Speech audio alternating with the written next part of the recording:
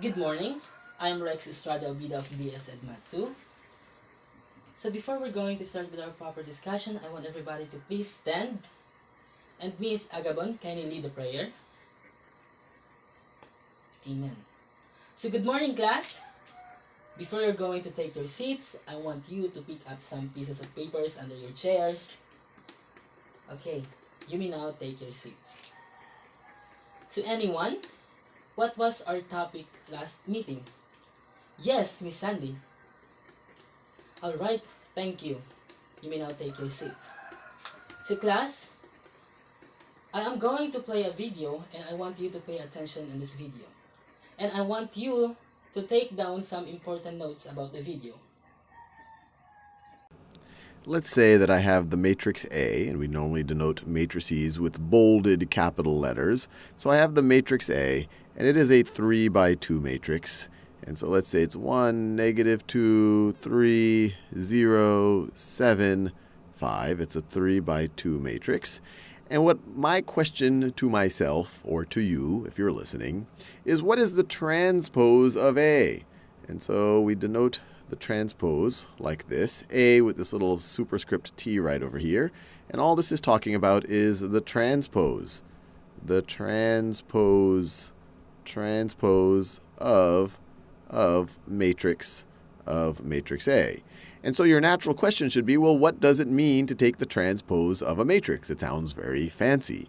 Well, it is not that fancy. All this means is rows become columns, and you could imagine when the rows become columns, the columns become the rows. What do I mean by that? Well, let's do it right over here.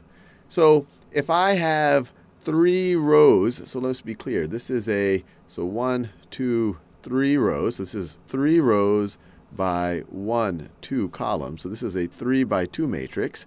If all the rows are going to become columns and all the columns are going to become rows, the transpose is going to be a 2 by 3 matrix.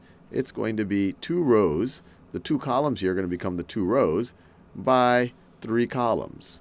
These 3 rows are going to become 3 columns.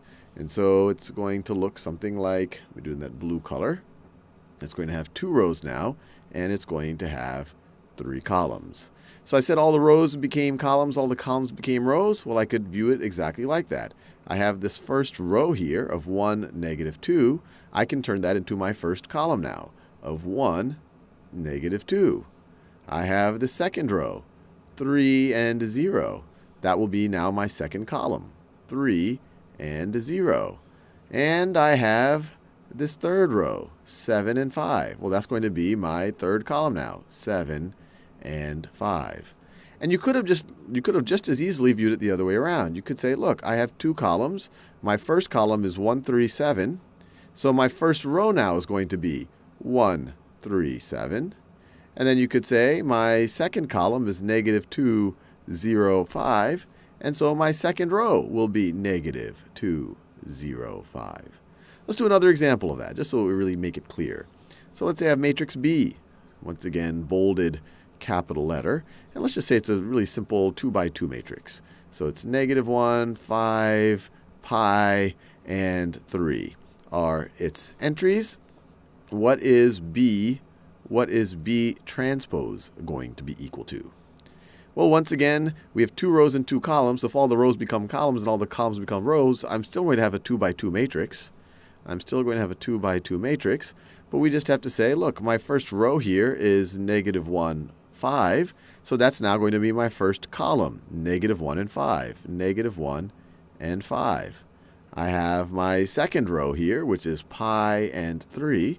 So now that's going to become my second column of pi and 3. And so I have taken the transpose. All the rows became columns, all the columns became rows. All right. So, Miss Ortega, what was the video all about? Yes, thank you. Yes, Mr. Lim, what have you learned about the video? All right, you have a great idea. So before anything else, I want to present to you my objectives. At the end of the lesson, the students are able to calculate transpose matrix, identify the changes of matrix, and explain the process on how to make transpose of matrix. So anyone, what is matrix? In mathematics, a matrix is a rectangular array or table of numbers, symbols, or expressions arranged in rows and columns. For example, the dimension in matrix below is 2 by 3 because there are 2 rows and 3 columns.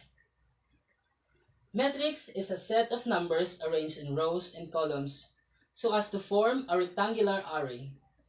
The numbers are called the elements or entries of the matrix. Matrices have wide applications in engineering, physics, economics, and as well as in various branches of mathematics. Matrices can be used to compactly write and work with multiple linear equations, that is, a system of linear equations. Matrices and matrix multiplications reveal their essential features when relative to linear transformations, also known as linear maps. So, elements of matrix. The elements items like numbers, symbols, or expressions in matrix are called its elements or entries, provided that they are the same size, have the same number of rows, and the same number of columns. Two matrices can be added or subtracted element by element. An element is an individual item in a matrix. A row vector, a matrix with a single row. A column vector, a matrix with a single column. Square matrix, a matrix which has the same number of rows and columns. Matrix, a rectangular array of numbers, symbols, or expressions arranged in the rows and columns. So how are we going to calculate or transpose matrix? In linear algebra, the transpose of matrix is an operator which flips a matrix over its diagonal. It switches the row and column in the indice of the matrix A by producing another matrix, often denoted by A. The transpose of a matrix was introduced in 1858 by the British mathematician Arthur Cayley. To calculate the transpose of a matrix, simply interchange the rows and columns of a matrix. Write the elements of the rows as columns and write the elements of the columns as rows. Points to remember in a matrix. A matrix with m rows and n columns is called an m by n matrix or m by n matrix, where m and n are called the matrix dimension.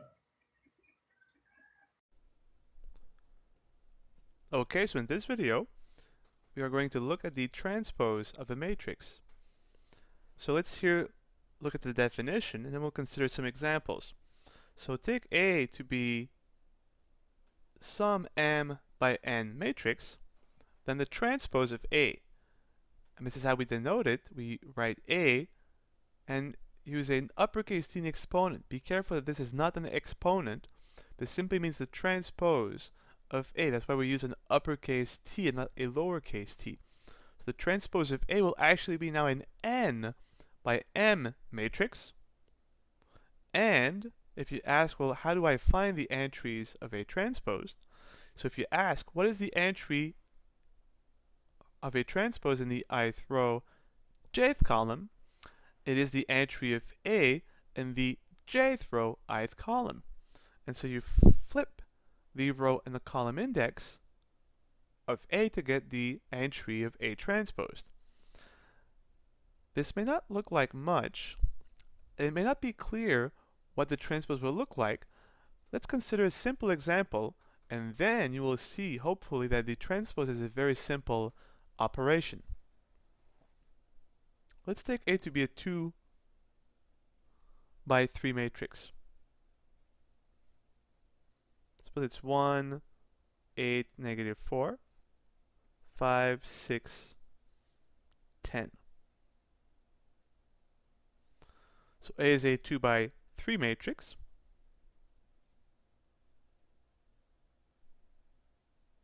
Two rows, 3 columns. Well, let's see now about A transpose. We know that A transpose will be a 3 by 2 matrix. Let's find the entries of A transpose one at a time, and then realize that we can construct A transpose much more rapidly. So A transposed equals, it will be a 3 rows, 2 columns, so it will be a 3 by 2 matrix. And let's construct one entry at a time, just this one time. So let's see. Let's construct the first column of A transpose. So we'll have A transpose, this is the entry 1, 1, row 1, column 1. Well, the entry of A transpose in the ith row, jth column is the entry of A. And now the jth row, ith column, so we just flip the indices, but if you flip 1 and 1, you get 1. So the entry here in A transpose is the entry in A, row 1, column 1, which is this one. Let's find the second entry in the first column. So this is now the entry of A transposed. Looking now at the second row, first column. Well, this is simply the entry of A, now in the first row, second column. So if we look here, 1, 2, that is 8. And finally, the entry of A transposed in the third row, first column, is the entry of A, flipping the indices in the first row, third column. Well, let's look.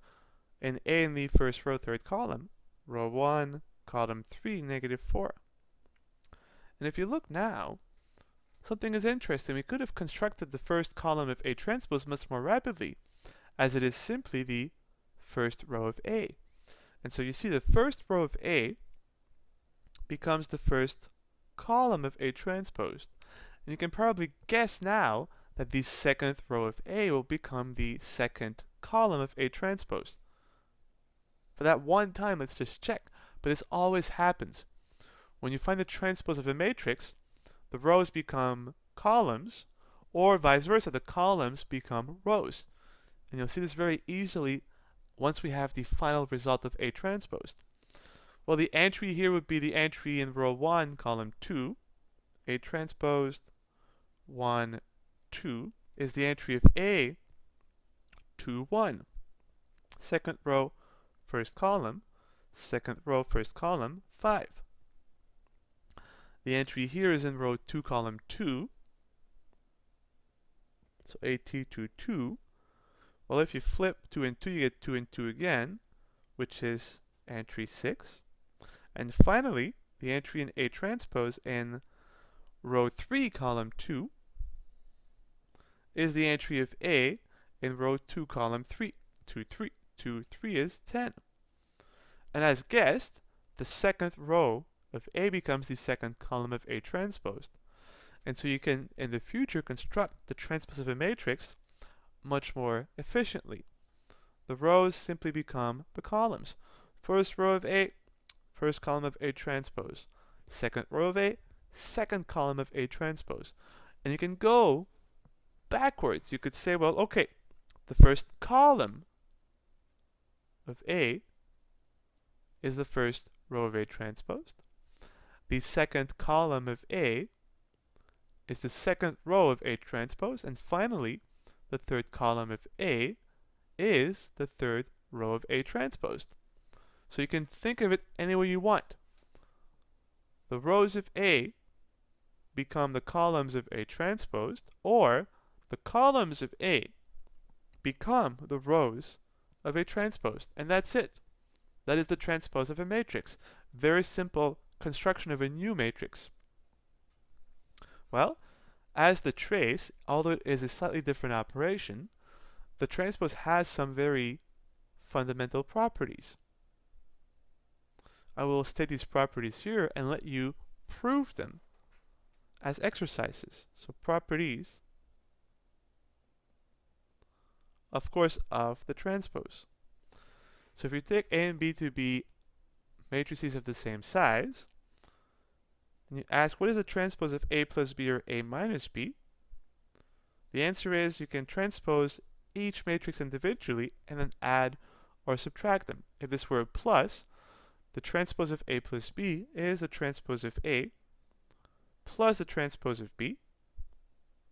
If this were a minus, the transpose of A minus B would be the transpose of A minus the transpose of B. So first property of the transpose. What if you do a scalar multiple of a matrix and then transpose this? If you think of it, a real number is a 1 by 1 matrix. If you transpose this, nothing happens, and all you get is k times the transpose of A.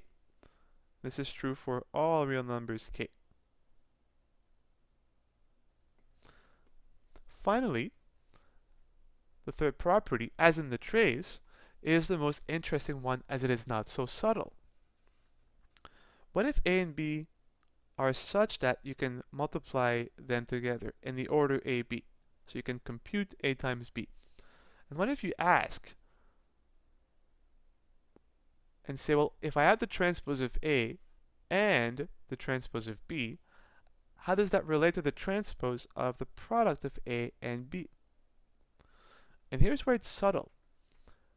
You transpose both matrices, but you have to invert the order of the product. So it will not be A transposed, B transposed. It will be B transposed, then A transposed. This is not so obvious, and again I leave the proof to you as an exercise. Of course you could extend these properties over a sum of several matrices or a product of several matrices.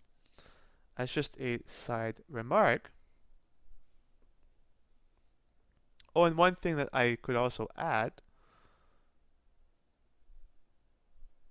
what if you transpose the transpose of a matrix? So you flip the rows and columns, and you flip them back. It should be pretty clear that you get the original matrix back. So these are your first four properties. And again, you can extend this one and this one. This one is clear. This one, so if you had a product of three matrices, A times B times C, where each product is defined, once again you would transpose each matrix, but completely reverse the order of the product. So this would be C transposed, B transposed, A transposed. So in general, you can see where this is going pretty clearly. If you were to multiply A1 with A2 up to, say, AM, if you had M matrices and transpose them, well, you would get AM transpose, then AM minus 1 transpose, dot, dot, dot, up to A2 transpose, A1 transpose. So keep this in mind. If you transpose a product, you transpose each matrix, but you completely reverse the order of the product. So once again, these four properties I leave to you as exercises. I'll give you two definitions, simple definitions that relate to the transpose of a matrix. The notion of symmetric matrices and skew-symmetric matrices. And those hold for square matrices. So let A be an arbitrary square n by n matrix. Here's the definition. Definition 1. We say that A is symmetric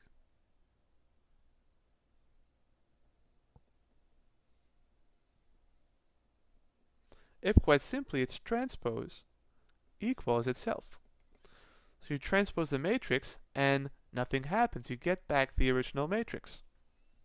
Definition 2, that of a skew symmetric matrix. So we say that A is skew, S-K-E-W, symmetric.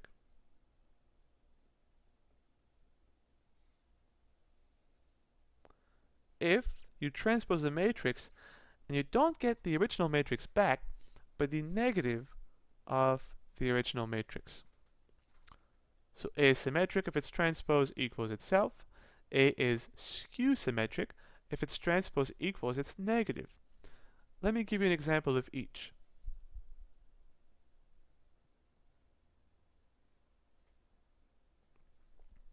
I'll give you an example of a 2 by 2 symmetric matrix, say. So A will go with 2, 5, 5, negative 9. So if you transpose A, the first row becomes the first column, 2, 5. The second row becomes the second column, 5, negative 9. And if you see 2, 5, 5, negative 9, 2, 5, 5, negative 9, which equals 8. So this matrix is symmetric. And you can see geometrically that when you transpose a matrix, since you flip the row and the column index, the diagonal entries never move. This is the indices 1, 1, 2, 2.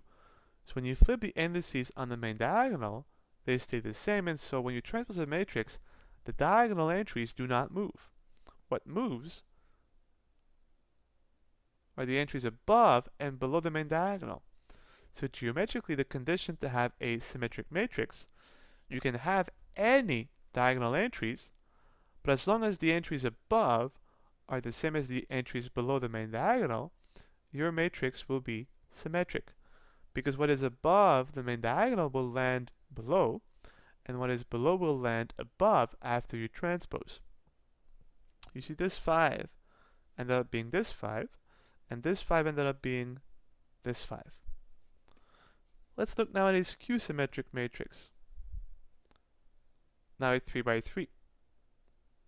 If you think of the property here, when you transpose a matrix, the diagonal entries do not move, and so they must be equal to their negatives. But a real number can only be its negative if it is equal to 0. So a skew symmetric matrix must have 0 diagonal entries. And as we've just said, what is above, after we transpose, what is above the main diagonal will end up being below. What is below has to end up being above. So they have to be negatives of one another. So if the entries here are, say, 5, negative 3, 8, well, the entry here will have to be negative 8. The entry here will have to be positive 3. And the entry here will have to be negative 4. And let's check that this will give us a skew symmetric matrix. As we have zeros on the diagonal, and what's above is the negative of what's below, after transposing, we should get the negative of the original matrix. First row becomes the first column, so 0, 4, negative 3. Second row becomes the second column, negative 4, 0, 8. And third row becomes the third column, 3, negative 8, 0. So let's see, is this a negative of 8? Well, if you negate A, you get 0, negative 4, 3, check. 4, 0, negative 8, check. Negative 3, 8, 0, check. And this is indeed the negative of 8. This matrix is skew symmetric. This one is symmetric. But always think of this with respect to the diagonal entries. You can have a matrix that is symmetric with any entries on the main diagonal. As long as what is above is the same as what's below, you will have a symmetric matrix. For a skew symmetric matrix, you must have zeros on the main diagonal. Whatever you choose to be above the main diagonal, once reflected, must be negated. And this will always give you a skew-symmetric matrix. There are a lot of ways to construct systematically symmetric and skew-symmetric matrices. Those are on the problem sheet and of course are left as exercises.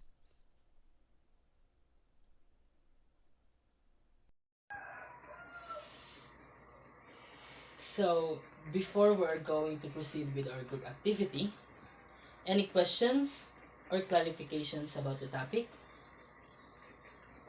Since none, I want you to answer these matrices in a one whole sheet of paper. You'll only have 10 minutes to answer this. Alright, time's up. Pass your papers.